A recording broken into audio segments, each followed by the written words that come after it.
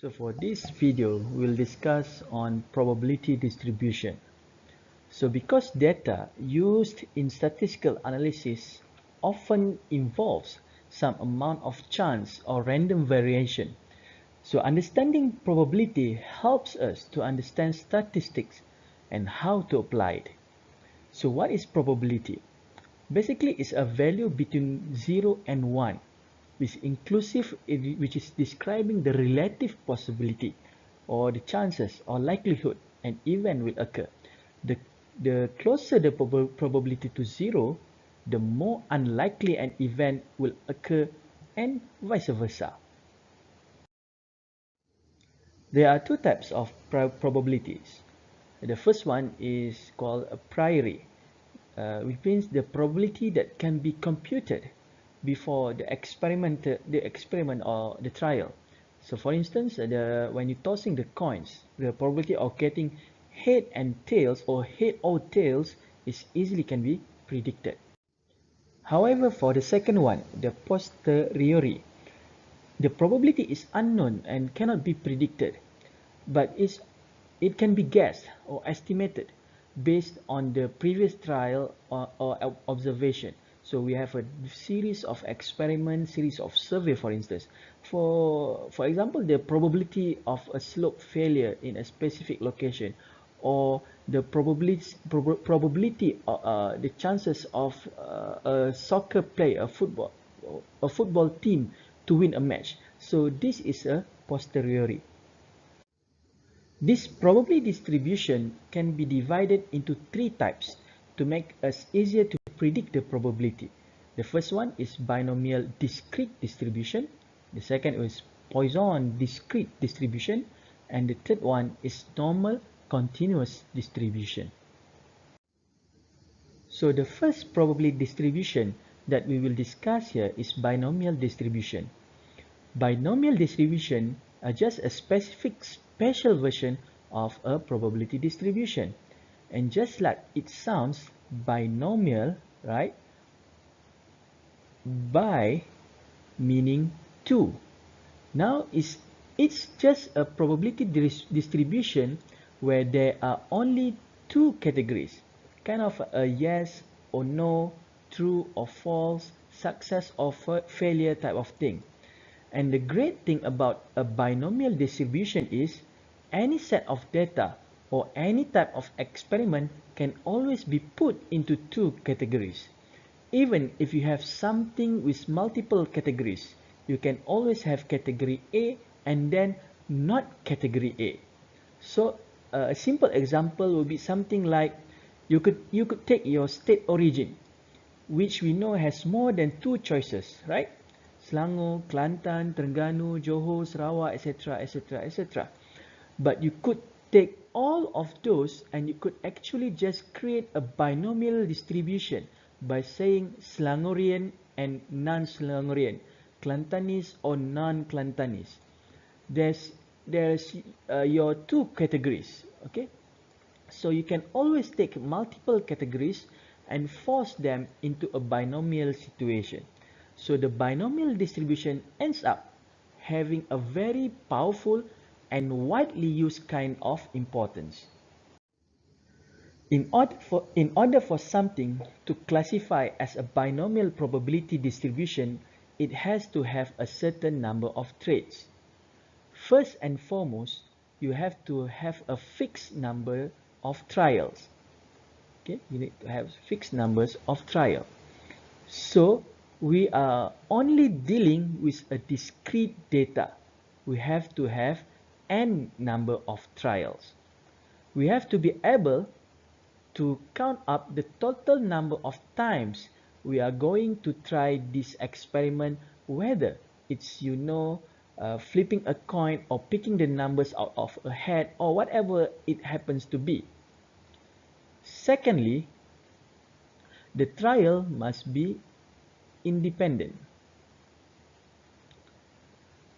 which means every time we repeat the process, our previous results do not impact the probability of the next results happening. And that's going to get a little tricky for, let's say, if you were picking a bunch of people out of a group, right? Because as soon as you pick one person, there are one fewer person left in the group. So now the probabilities have shifted. But there are augmentations we can make to the procedure to make it seem independent. Third, each trial must have two categories, or you must have all outcomes classified into either success or failures. So that's your two categories.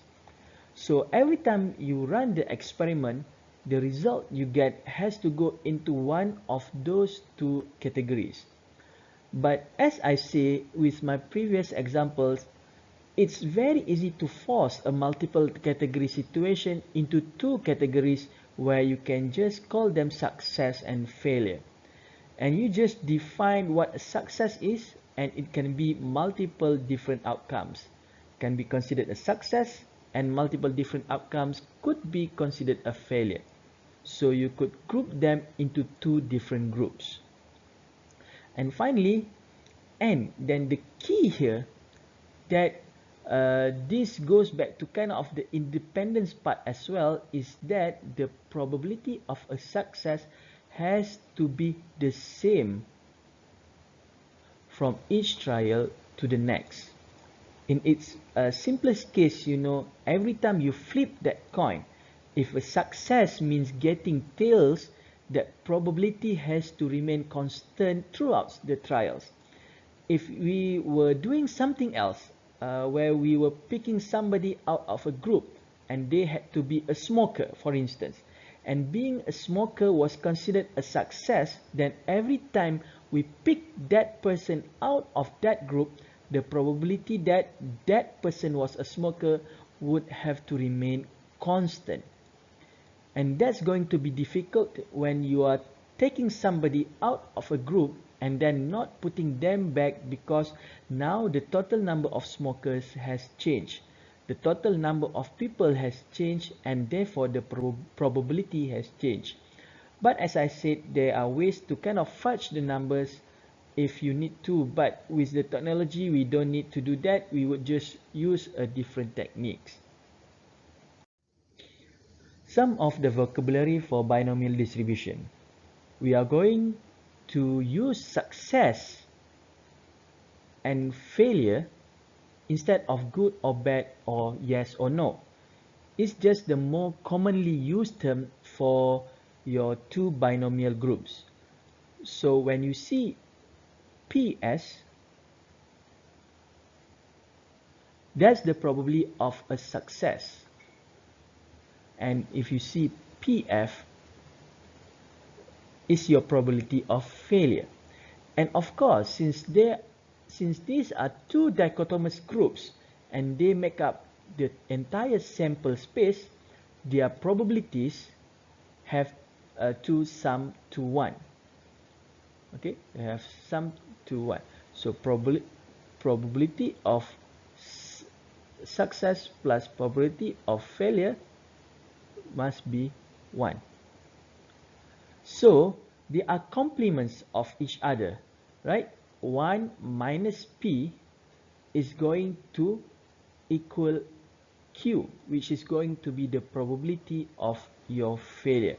So we are going to use P, small p here, small letter P here, and also small letter Q's. Okay, P for probability of a success and Q for probability of a failure. So just a reminder that binomial distribution is a discrete probability.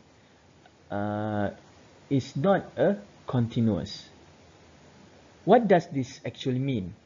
A discrete probability function or a discrete probability is a function that can take a discrete number of values. This is most often the non-negative integers or some subset of the non-negative integers. There is no mathematical restriction that discrete probability functions only be defined at integers, but in practice, this is usually what makes sense. For example, if you toss a coin 6 times, you can get 2 heads or 3 heads, but not 2.5 heads. Each of the discrete values has a certain probability of occurrence that is between 0 and 1. That is a discrete function that allows negative values or values greater than 1 is not a probability function. The condition that the probability sum to 1 means that at least one of the value has to occur. Okay, let's look at the probability distribution and looks at this formula. Okay, just like before, n is going to be the number of trial. Okay, r here, for in some books they use x. Okay, is going to be the specific number of successes in your trial. So r is going to be the number of good results. P is the probability of a success in one trial. Not how many are you doing, but it's the probability of getting a success every single time you run the experiment. Q is the probability of failure in one trial. Okay, so and we know that P plus Q is always equals to 1, and then the capital PR here is going to be the probability of getting exactly R many successes from how many times. So if it was something as simple as, you know, flip a coin 10 times, what's the probability of getting exactly 3 tails? Then it would be P of 3. Well, here we are obviously getting a tail was a success. Be sure when you're setting up your trials and setting up your experiment, you have to make sure that that R and P both refer to the same category. So R is always the number of success, and then P is always the probability of the success. Here's a good example. So we are going to randomly select an adult from amongst, all adults. So just go out there and just choose someone on the street. We know that from let's say from previous surveys and things like that, that 85% of the population knows what Twitter is. So that means that if you just chose an adult at random, there is an 85% probability that that person that we chose knows what Twitter is. Now suppose we want to know what's the probability that if we went out and chose 5 people at random, exactly 3 of them would know what Twitter is. You're kind of asking, well, who the hell cares about it? Who cares about this stupid question? Yes, it is a stupid question, but this is just a learning tool, right? But hopefully you get the idea. So I'm going to pick 5 people at random. We want to know what's probability exactly 3 of them know what Twitter is. Is this a binomial distribution? Pause this video and look back at your notes. The answer is yes. If you go back and look at the rules, is there a fixed number of trials? Yes. And in this case, what is our number of trials? And hopefully you are all saying 5. Okay? Okay, because we are picking 5 people. The number of trial is not 3. 3 is how many successes we are looking for. Then that's going to be our R. So N will be 5, R will be 3. The trials must be independent. So the next rules. So that means, picking one person shouldn't have any influence on the other person as far as changing their probability, and yes, they are totally independent. Each trial must have outcomes classified into two categories. In this case, well, either they know what Twitter is or they don't know what Twitter is, right?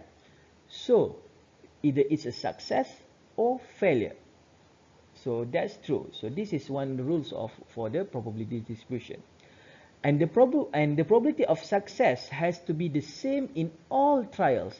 And since we know 85% of the entire population knows what Twitter is, then doesn't that mean every single person has the same probability of knowing what Twitter is?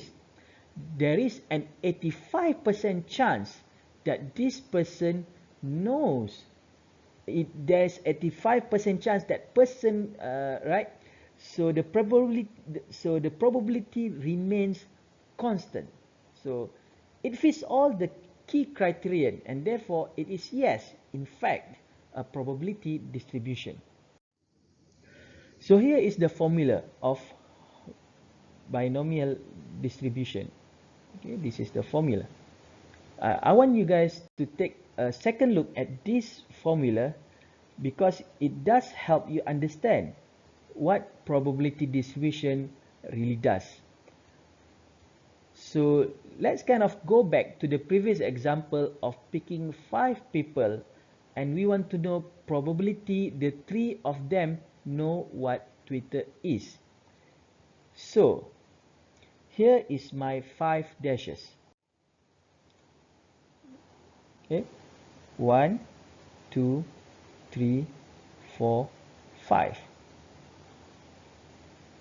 And exactly 3 of them have to know what Twitter is. So let's the first 3 people know what it is. So it's going to be point 0.85, 0.85, and 0.85. Okay, because that's the probability that a person knows what Twitter is. But if these last 2 people don't know what Twitter is, let's change the color. What would the probability of choosing them be? And yes, it is the opposite. The complement of 1 minus that. So 0.15 and the 15% chances of 0.15. Now look what we get. If we multiply these together, because this is, how to figure out the probability that this happen, we always have to multiply our dashes. So if we multiply all those together, that's going to give you a number. Okay, it's going, that will change color again. We give you a number that represent 3 who know what Twitter is and 2 who don't know what Twitter is. And if you look at this formula, okay, up here, and it ends up giving us this piece of the formula. Because the probability of knowing Twitter are P, the probability of success, okay, the probability of success was 0.85, and in this case the probability of failure is 0.15. So this ends up being P, P, P, and Q, and Q. And if you multiply 3 P's together, that's P cube, right, where R is the number of success. In this case, we wanted 3 success of 5 trials. So R equals 3. This means successes. So you can see how these numbers give us that part of the formula.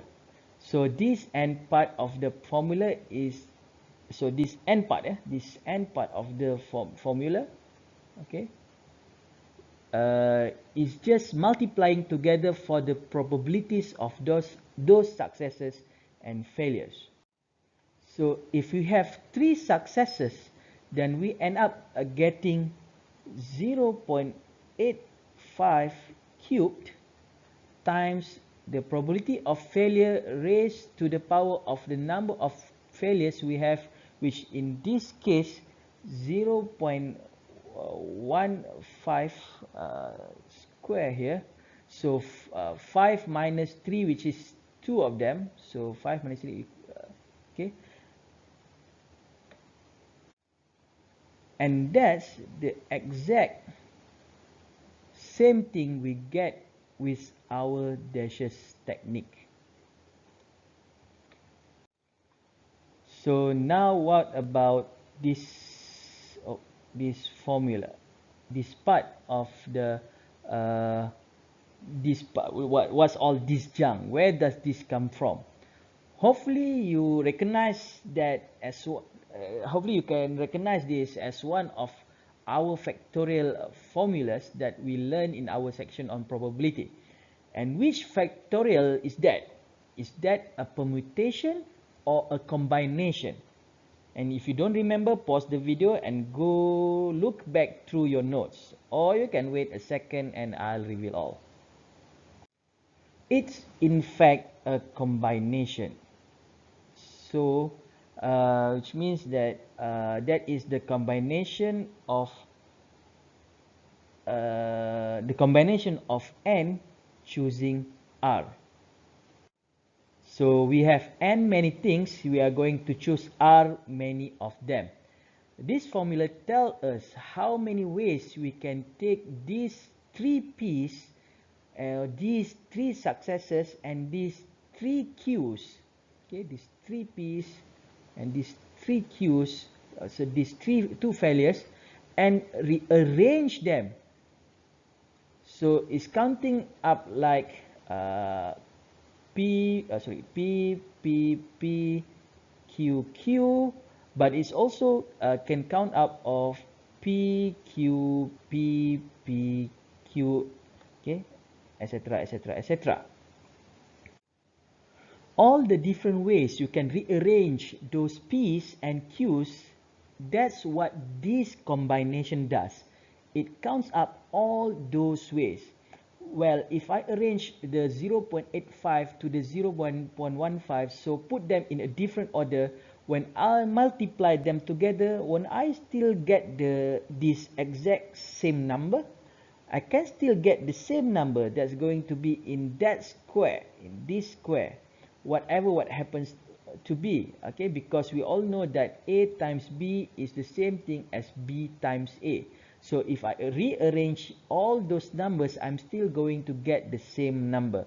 So if it turns out that I can actually rearrange them 10 times, then aren't I just going to get 10 of those numbers? So this formula just says that, hey, this, okay, is the probability of R number of successes and the rest being failures. Okay, so again, this formula, okay, the second part of the formula, okay, just the probability of R number of success, okay, the R number of success and the rest being the failures. While this, okay,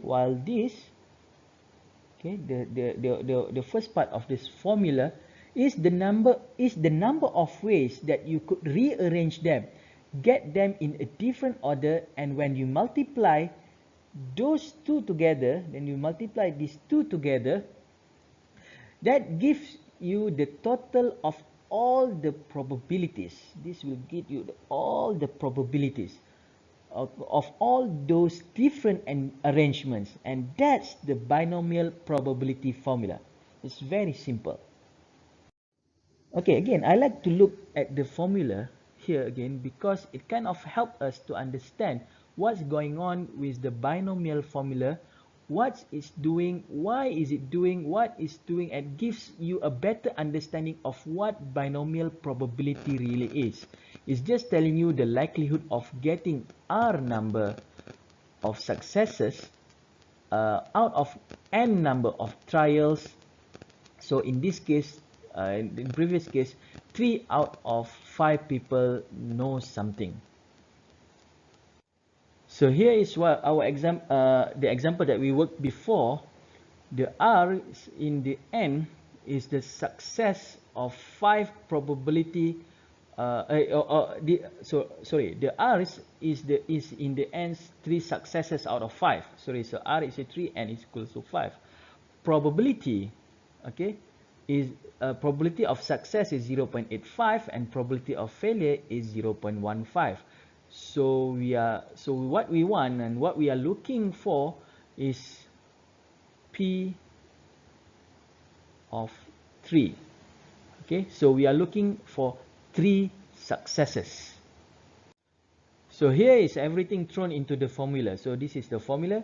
So it will be n equals to 5 factorial divided by, okay, so r equals to 3 factorial, okay, 5 minus 3 factorial, so times p equals to 0.85 cube 3 times 0.15 square, right?